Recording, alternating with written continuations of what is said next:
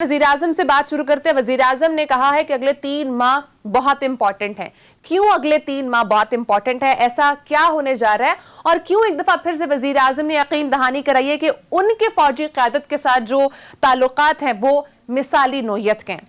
देखें, एक तो उन्होंने ये बात एस्टेब्लिशमेंट के साथ ताल्लुकात, फौज के साथ ताल्लुकात के हवाले से बात इसलिए की कि जब सवाल होता है तो ज़ाहिर उन्होंने सवाल के जवाब में ये बात की है। लेकिन जहाँ तक बात है कि 3 माह अहम, पहले भी कहा गया, अब भी कहा गया, इसकी बड़ी वजह क्या है? इसकी सबसे बड़ी वजह आलमी हालात से जुड़ी है, आलमी सूरत हाल से जुड़ी है। जब कोविड आया, कोविड में आपने देखा पूरी दुनिया बंद हो गई। कोविड की जब वैक्सीनेशन हुई, वैक्सीन आई, वैक्सीन जैसे ही आई और मुल्कों में वैक्सीनेशन हुई तो वो जो 2 साल तक दुनिया बंद रही, 2 साल बाद जब मुईशत खुली एकदम, तो इतनी तेजी से मुईशत खुली पूरी दुनिया के अंदर कि हर चीज की तलब बहुत ज्यादा बढ़ गई। पैदावार उस तरह नहीं थी, सप्लाई उस तरह नहीं थी। एक तो सप्लाई चेन के हवाले से, फिर ट्रांसपोर्टेशन के हवाले से, फिर तेल की कीमतों के हवाले से पूरी दुनिया में बहुत शदीद किस्म की महंगाई की लहर आई। ऐसी लहर आई कि आप उठा कर देख लें। इस बात को छोड़ दें कि इमरान खान क्या कह रहे हैं, इस बात को छोड़ दें तहरीक इंसाफ क्या कह रही है, इनके मिनिस्टर क्या कह रहे हैं। आप इंटरनेशनल मीडिया की रिपोर्ट्स उठा के देख लें। बड़े बड़े मुल्क जिनको हम बड़ा समझते हैं कि बहुत पैसे वाले मुल्क हैं, जिनको हम समझते हैं कि वहां पे बड़ा स्ट्रॉन्ग किस्म का सिस्टम है, जहां पे हम समझते हैं कि बड़ा जबरदस्त निजाम है,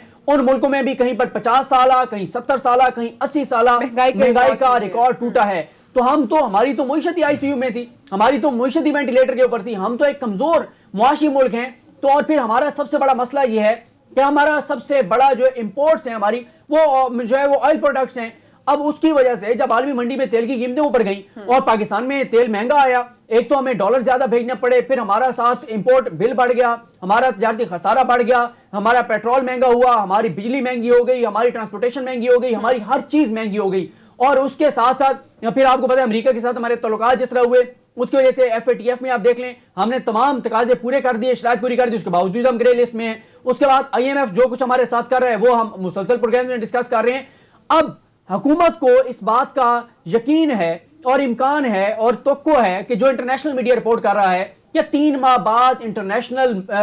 मार्केट में तेल की कीमतें कम हो जाएंगी, जो बाकी चीजों की प्राइसेस हैं वो कम हो जाएंगी। जैसे ही वो कम होगी तो उसका जाहिर है पाकिस्तान सबसे बड़ा बेनिफिशियरी होगा, क्योंकि हम तो सारे अपनी जरूरत का पेट्रोल ये हम जो है वो इंपोर्ट करते हैं। तो सबसे बड़े तवक्को तो इमरान खान साहब को ये है। दूसरी इमरान खान साहब को जो तवक्को है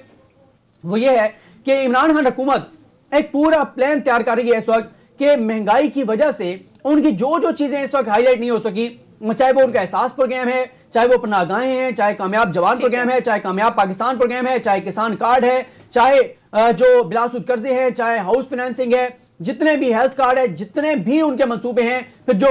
वो इस वक्त डैम बन रहे हैं, जितनी भी चीजें जो वो दरख्त लगा रहे हैं, हर चीज वो ये समझते हैं कि 3 माह के अंदर एक बड़ा मंसूबा तैयार किया जा रहा है जिसमें पाकिस्तान की आलमी सतह पर जो कामयाबियां हैं, सफारती सतह पर जो कामयाबियां हैं, जो इस्लामोफोबिया के हवाले से इमरान खान की खिदमत हैं, जो फलाई रियासत बनाने के हवाले से जो उनके इनिशिएटिव्स हैं, जो इमरान खान की कोशिशों और काविशों से इंटरनेशनल मीडिया में और कश्मीर का इशू हाईलाइट होने लग गया, इंडिया के हवाले से बात होने लगी, इन तमाम चीजों को हाईलाइट करने का प्लान है कि एक तरफ तो वो ये समझते हैं कि जैसे ही महंगाई जो है वो कम होगी तो ये चीजें हाईलाइट करने का हमें मौका मिल जाएगा, और साथ ही IMF के साथ जब हमारा वो जो किस्त आ जाएगी और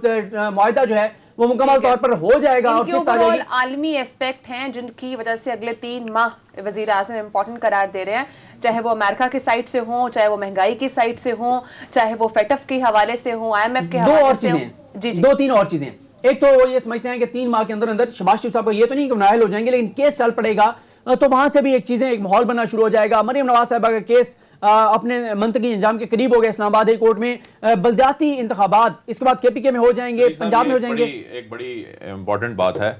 कि वजीर आजम वैसे तो हैरान कुन तौर पर पंजाब के वजीर आला की कारकर्दगी से एक मरतबा फिर उन्होंने कह दिया जी वो मुतमिन है। अगर वो मुतमिन नजर नहीं आते तो वो एहतसाब का अमल है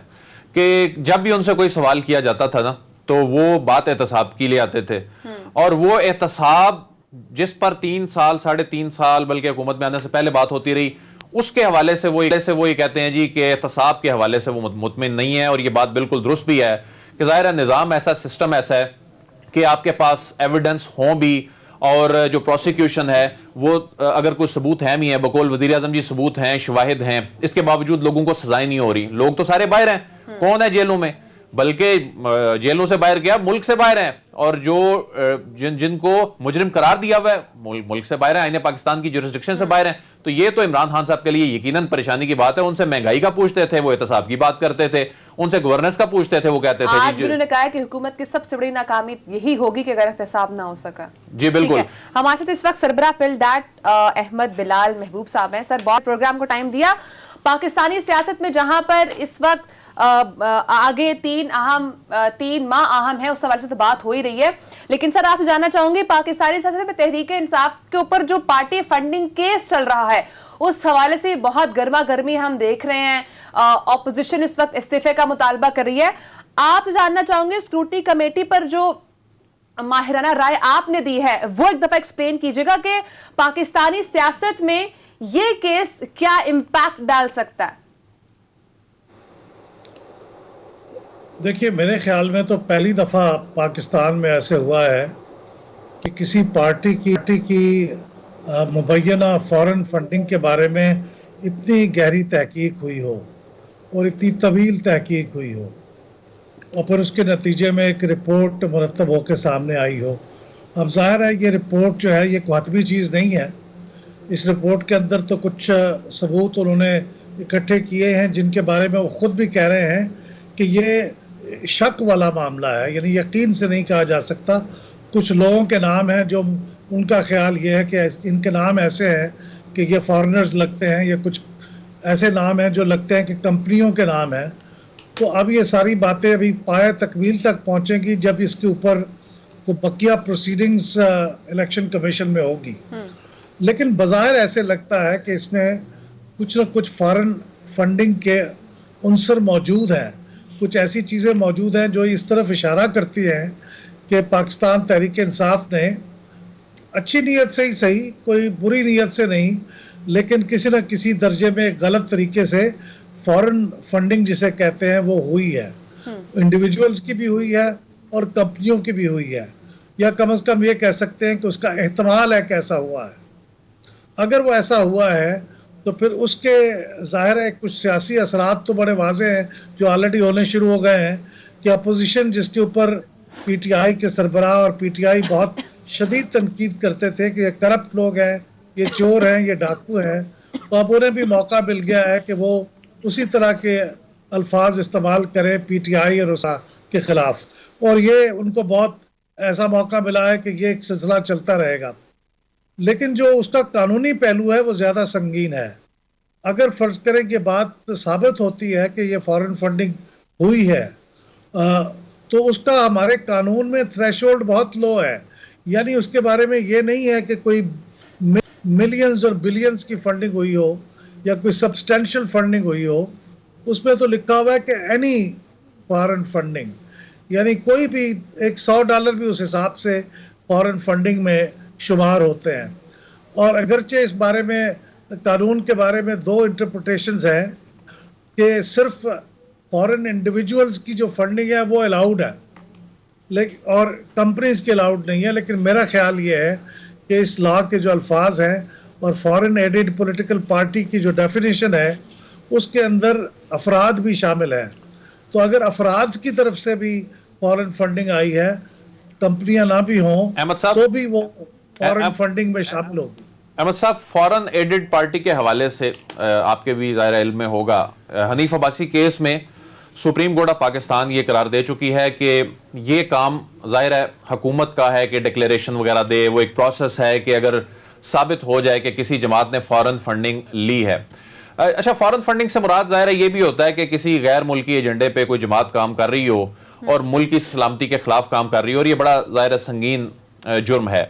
لیکن پروہیبٹڈ فنڈنگ کے معاملے پہ سپریم کورٹ اس فیصلے میں لکھتی ہے کہ یہ الیکشن کمیشن آف پاکستان کا کام ہے. اچھا, اسکروٹنی کمیٹی جو ہے, اسکروٹنی کمیٹی اپنی رپورٹ میں اس نے کوئی بھی ایسے ریمارکس یا آپ نے بھی اس کا یقیناً جائزہ لیا ہوگا, یا ایسی فائنڈنگ نہیں دی جس میں اس نے ڈکلیئر کیا ہو کہ جی یہ فارن فنڈنگ ہے. اور انہوں نے تو یہاں تک بھی لکھا کہ اکبر ایس بابر صاحب جو ہیں وہ ثبوت نہیں دے سکے, تو شبہ ہے یہ جو نام ہیں یہ اس طرح کے ہیں. یہ آپ یہ بتائیے کہ یہ کتنا خطرناک ہو سکتا ہے پاکستان تحریک انصاف کے لیے جب صورتحال اس نوعیت کی ہو کہ کوئی ایسی ڈیفینیٹ اوپینین بھی نہ دی ہو کمیٹی نے؟ کیا یہ معاملات اب الیکشن کمیشن میں آگے جا کے طے ہوتے نظر آ رہے ہیں یا آگے مزید کسی اور فورم پر عدالتوں پہ جاتے نظر آ رہے ہیں آپ کو؟ نہیں، الٹیمیٹلی یہ معاملہ تو سپریم کورٹ میں جائے گا، لیکن اگلی سٹیج جس کی ہے وہ تو الیکشن کمیشن ہے۔ ابھی الیکشن کمیشن نے اس بارے میں فیصلہ کرنا ہے کہ یہ جو اسکروٹنی کمیٹی کی رپورٹ ہے اس کی بنیاد پر اور پھر دونوں فریقوں کی باتیں سننے کے بعد وہ کس نتیجے پہ پہنچتے ہیں اور وہ ان کا فیصلہ ہوگا۔ وہ جب فیصلہ کریں گے تو ظاہر ہے کہ وہ فیصلہ الٹیمیٹ نہیں ہے، پھر اس کو چیلنج کیا جا سکتا ہے، سپریم کورٹ میں بھی چیلنج کیا جا سکتا ہے، اور اس کے ساتھ ایک الگ سے ایک شاخ نکلتی ہے فورن ایڈڈ پولیٹیکل پارٹی کے کانسیکوینسز کی۔ وہ اگر پھر اس کے ریفرنس کے لیے ایجیٹیٹ کیا جائے گا کہ چونکہ فورن اب ثابت ہو گیا ہے کہ ان کو فورن فنڈنگ آئی ہے، اگر یہ ثابت ہوتا ہے، ابھی یہ ثابت نہیں ہوا اس لیے یہ معاملہ بالکل اوپن ہے، لیکن اگر یہ ثابت ہوتا ہے الیکشن کمیشن کی سٹیج پہ بھی تو پھر یہ مطالبہ کرنا اس کا ایک گراؤنڈ بن جائے گا کہ اس کے لیے فورن ایڈڈ پارٹی کا ریفرنس حکومت سپریم کورٹ کو بھیجے، تو وہ بھی سپریم کورٹ میں ہی طے ہوگا، کیونکہ ظاہر ہے حکومت اگر یہی حکومت ہے تو وہ اپنے خلاف ایک ریفرنس کیوں بھیجے گی۔ اچھا سر، یہ بتائیے کہ دوسری پولیٹیکل پارٹیز کے دو خاص طور پہ سیاسی جماعتوں کے بھی اپنے فائنل سٹیج میں نظر آ رہا ہے وہاں اسکروٹنی کمیٹی میں معاملہ، تو آپ سمجھتے ہیں کہ یہ ایک نیا پنڈورا باکس کھل گیا پاکستانی سیاست میں، اور ایک اس میں جو بھی نظیر قائم ہوگی اس کیس میں وہ پھر اس کا اثرات جو ہیں باقی جماعتوں پر بھی مرتب ہوں گے؟ میں سمجھتا ہوں یہ بہت اچھا ہوا ہے کہ یہ پینڈوراز باکس کھلا ہے، اور یہ سب کے لیے کھلنا چاہیے، کسی ایک پارٹی کی بات نہیں ہے۔ میں اس بات کا بھی کہوں گا کہ فارن فنڈنگ کی بات تو ذرا فی الحال ایک طرف رکھ دیں کیونکہ ابھی ثابت نہیں ہوئی، لیکن میں سمجھتا ہوں کہ جتنی آرگنائز طریقے کے ساتھ فنڈ ریزنگ کا کام پی ٹی آئی نے کیا ہے، پاکستان کی شاید ہی کوئی پولیٹیکل پارٹی یہ کام کر رہی ہو۔